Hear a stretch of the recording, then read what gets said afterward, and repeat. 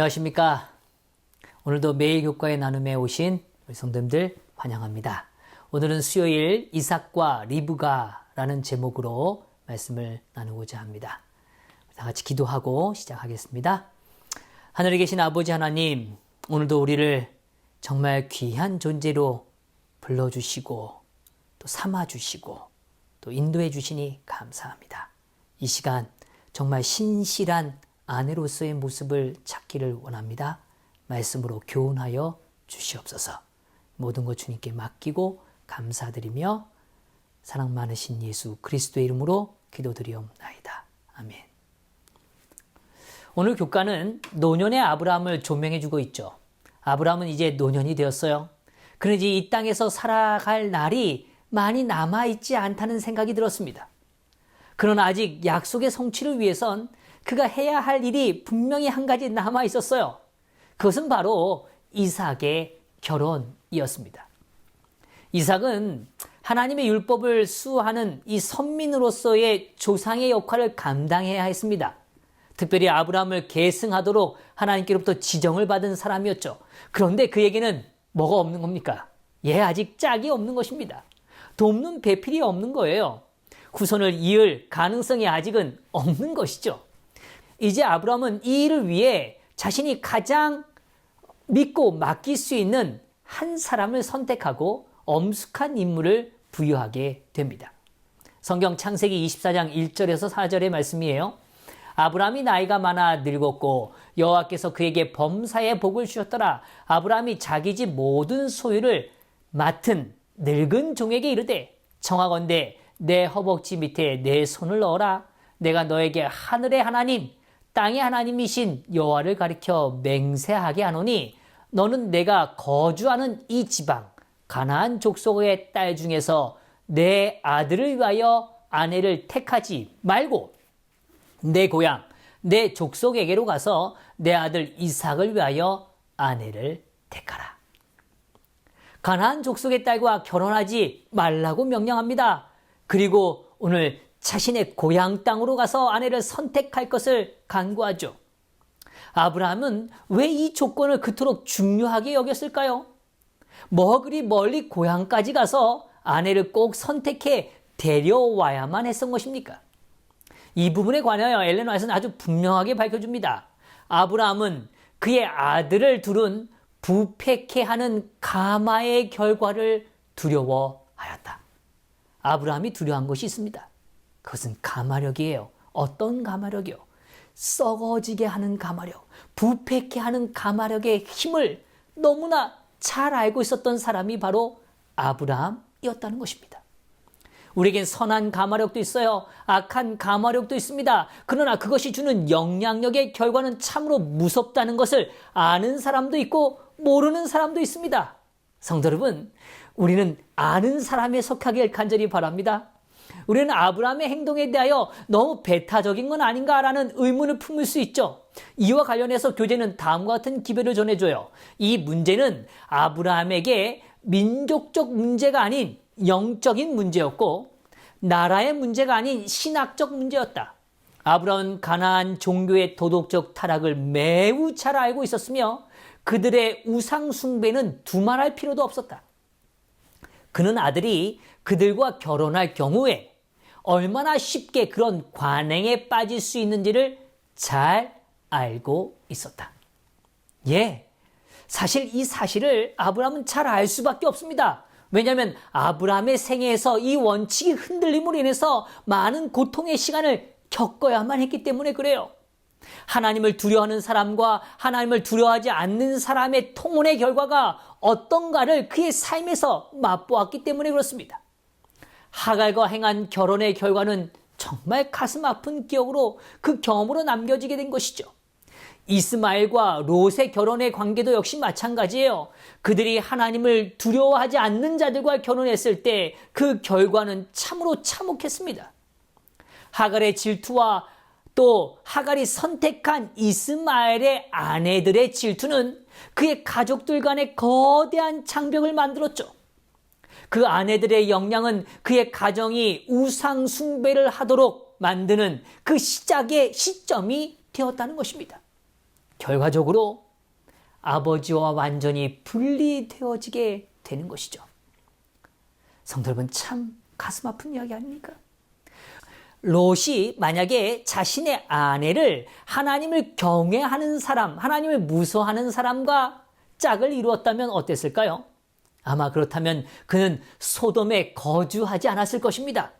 왜요? 자신을 그토록 잘 도와주는 아브라함을 존중했을 것이고 그 아브라함 앞에 항상 그의 선택권을 의지하고 살았을 거라는 우리는 확신을 갖게 되는 것이죠. 소돔을 선택한 것 역시 또 악을 가져오는 아주 중요한 고리가 되었다는 것입니다. 엘렌 화이트는 이러한 결합이 어떠한 희생을 치르게 될지에 대하여 다음과 같이 밝혀줍니다. 만일 하나님을 경외하지 않는 사람과 연합한다면 그는 조화를 위하여 원칙을 희생할 위험이 있었다. 성도 여러분, 원칙을 고수한다는 것 참 어렵습니다. 분위기라는 게 있지 않습니까? 조화를 위한 분위기요. 그 분위기에 찬물을 끼얹지 않고 싶은 마음 말이에요. 그것 때문에 그 원칙을 희생하고 싶은 위험이 우리에겐 존재하게 된다는 것입니다. 앞서 살핀 바와 같이 교회가 이방 민족과 결혼을 맺게 될 때 어떠한 일들이 펼쳐질지에 대하여 역사는 분명하게 보여주고 있어요. 교회는 점차적으로 인지하지 못하는 동안에 참된 신앙으로서 멀어지기 시작하는 겁니다. 원칙들이 하나씩 무너져 가게 된다는 것이죠. 그로 인하여 음행의 역사가 시작되었다는 것입니다. 성도 여러분, 꼭 기억하세요. 조화를 위하여 원칙을 희생할 위험이 우리에게 다가오고 있는 것입니다. 저는 이 표현이 얼마나 실제적인 주제인지를 좀 강조하고 싶어요. 교회가 힘을 잃어가요. 교회가 거룩한 능력을 상실합니다. 그것은 세상과 조화를 이루기 위한 노력 때문에 일어나는 일들이라는 거예요. 우리는 세상을 향하여 빛을 비춰야 하는 존재들이죠. 그들에게 도움이 되어야 합니다. 우리는 그들에게 거룩한 가마를 주어야 하는 주체가 되어야 되는 거예요. 그러나 안타깝게도 교회는 자꾸 조화라는 이름으로 우리의 약한 가마력, 그래서 오늘 우리의 가마력이 잃어버릴 뿐만 아니라 악한 가마력에 젖어들게 되고 있다는 것을 보여주는 것입니다.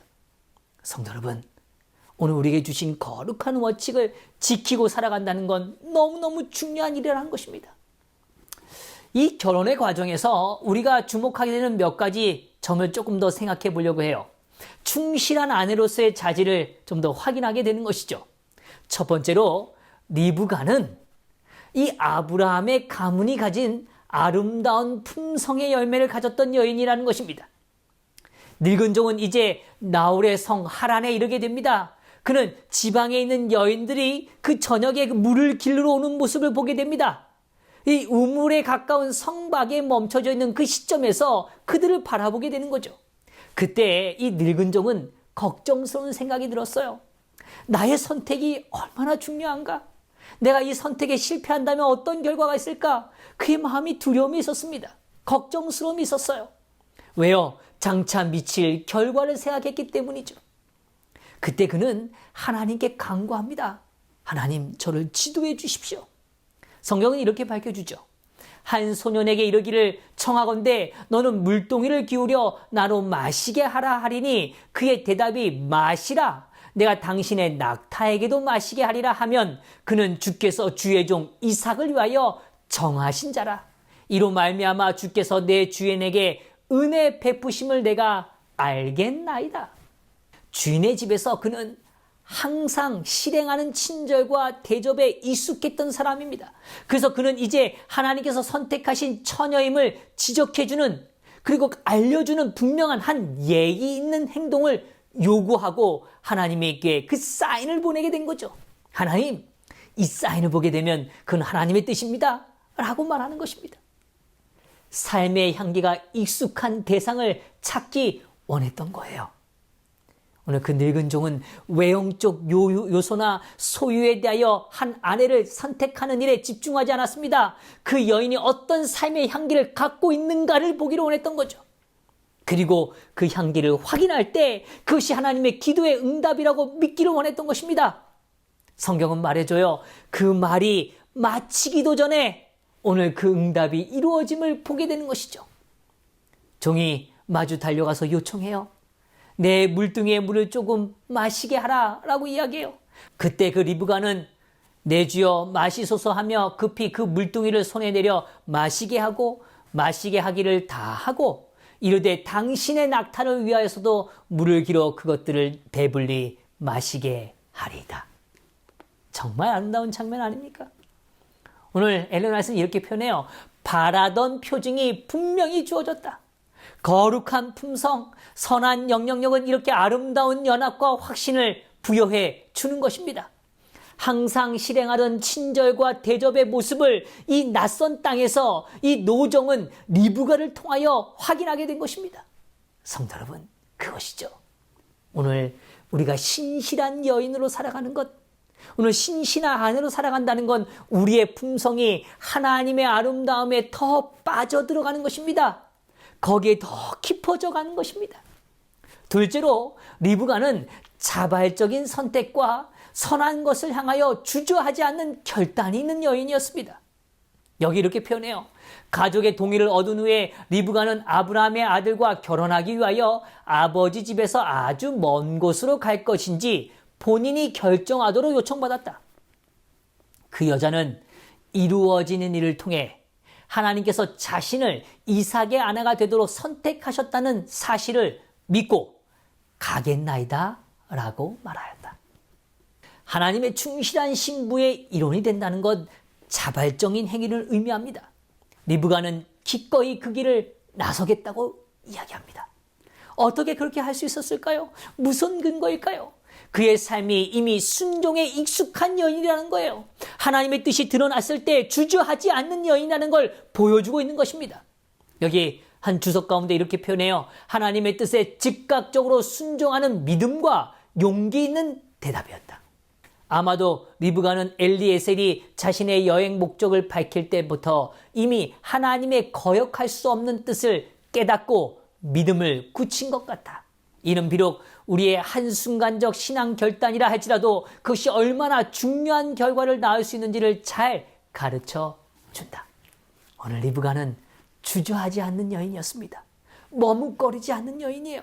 선한 일, 특별히 하나님께서 인도하시는 일이라는 것을 깨달았을 때 오늘 그는 담대한 결정과 선택으로 자신의 삶을 하나님께 드린 여인이라는 것입니다. 성도 여러분, 머뭇거리는 동안 우리는 많은 걸 잃어버립니다. 선한 일에 오늘 하나님께서 우리를 인도하신다는 역사를 분명히 깨닫고 드러나게 될 때 오늘 그 일에 헌신하는 일에 주저하지 않게 되기를 간절히 바랍니다. 성도 여러분, 오늘 우리는 세속적인 감화와 타협해서는 안 된다는 사실을 배웠습니다. 아무리 수고스럽고 먼 여정이고 기다림의 시간이 필요할지라도 오늘 이 노종이 오늘 섬기는 일로 그 일을 감당했던 것처럼 오늘 우리의 삶이 그 역사를 감당하는 한 존재가 되기를 간절히 바랍니다. 악한 영향력으로 원칙을 잃어버리지 않게 되기를 바라요. 좋아라는 이유로 하나님의 원칙을 훼손하지 않게 되기를 바랍니다. 거룩한 가마로 하나 되고 연합되는 기쁨을 누리시는 저와 우리 성도들 되시기를 바라면서 말씀을 마치겠습니다. 기도하겠습니다. 하나님, 감사합니다. 오늘 우리가 선한 영향력으로 살아갈 수 있도록 힘을 허락해 주시니 감사합니다. 우리의 삶이 하나님의 품성을 더욱 닮아가게 하여 주시고 오늘 하나님의 임재와 역사 앞에 결단하고 따르는 순종의 삶, 그리하여 신실한 아내가 될 수 있도록 축복하여 주시옵소서. 주님, 오늘 우리를 향한 악한 가마력으로 인하여 우리의 삶이 흔들리지 않도록 도와주시고 오늘 정말 인간적인 마음으로 인한 조화를 위하여 원칙을 포기하는 어리석음에 빠지지 않도록 도와주시옵소서. 오늘 정직하고 신실하고 친절하지만 하나님의 원칙 앞에 서 있는 귀한 백성이기를 간절히 바라며 오늘 사랑 많으신 예수 그리스도의 이름으로 기도드리옵나이다. 아멘.